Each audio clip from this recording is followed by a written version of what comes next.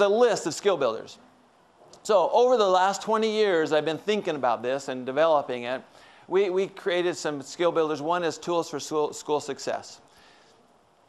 I was in St. Louis some years ago, and a bank owned this property.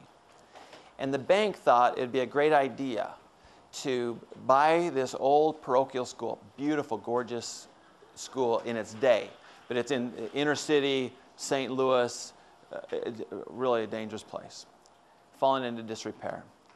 So they bought the building and leased it to a charter school, thinking that they're going to make some buckage. The bank didn't understand. They thought that just having a building was enough to keep kids. So after 2 years, they were not making money. The charter school was not paying their mortgage. They asked me through a company to go out there and figure it out. So I went out there and I stepped into a chaos, an absolute, utter chaos. I got there and kind of looked at the building and thought, and there's 500 kids everywhere. And I thought, what am I going to do? How am I going to help? So I started walking the building, and a lot of the kids would come up to me and say, because I look a little bit like an FBI guy or something, I don't know. So they come up to me and say, Mister, are you here to shut down our school? I say, no, baby, I'm not here to shut down your school. I'm here to help you make it better. And so I went back to the hotel that night, and I just sat, I was just depressed. I mean, I don't know if you noticed this, but I'm a white guy from the West, and St. Louis is a different culture than I've ever known. I was in the military, but I was immersed in a culture that I did not understand. But I did understand one thing. So it came to me. And so the next day I got there to the school, and every person I saw, I would kneel down on one knee. It's one of my habits. So I'd kneel down on a knee, and I'd take that little baby by the hand, and I'd ask, what is your name? Latoya? I'd say, Latoya. And in my mind, I'd look right in her eye and say, Latoya, I love you. How's your day? What can we do to help you make your school better? And it did not take long. Every teacher I met, I would, in my mind, say, I love you. Every administrator, I walked around the building, I was telling everybody, I love you. I don't know if it changed their paradigm, but it changed mine. I began to see kids in a different light. I began to see the building, the environment in a different light. So I walked downstairs all the way down to the bottom of the building into the basement, where there was 2 classrooms, and it was dark, loud. I stood on, in fact, the doors had one of those windows like this with several panes, and the panes were broken out, like this. And so I could hear, it must have been a basketball game or something. I mean, it was so loud and raucous in that room. So like a fool, I just walked right through. I thought I was a principal of the school or something.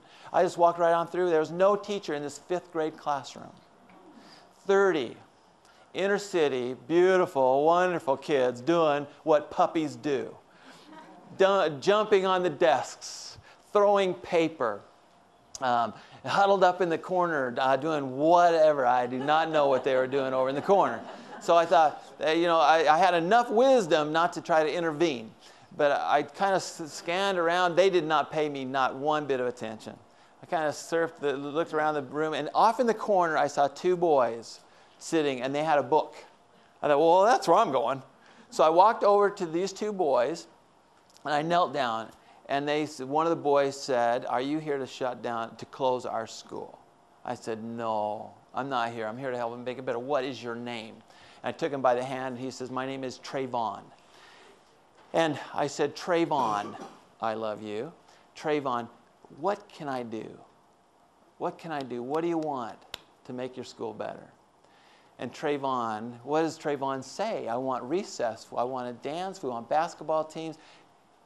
I sat there and waited and looked into his beautiful chocolate eyes. And Trayvon looked at me and said, Mister, can you buy us some books?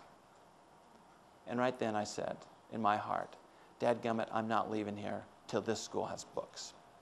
This school has good teachers, and this school is operating well. I spent 1 weekend a month for 4 years going to that school, and 2 others in the St. Louis area. And we made a difference. And one of the things we first started doing was skill builders. And one of the things we wanted to know, what are the tools for success that these kids need at this school? They need backpacks, they need writing utensils, they need paper, and they need these things. So we provided them for them. And guess what happened when we provided their notebooks and their paper and their pencils? What do you think happened to those the paper? They threw them away. But what happened when we started this program and required them to bring it? What happened then? They took respect for it. They took responsibility for their own stuff. And they guarded it because they had a card that said a notebook, 3-ring binder, extra paper, dividers, extra pencils, and an agenda. And they were responsible. And I trained the principal to surf the building and sign cards of kids that had their agenda. And we had parties, activities for kids who had their agendas and had this done.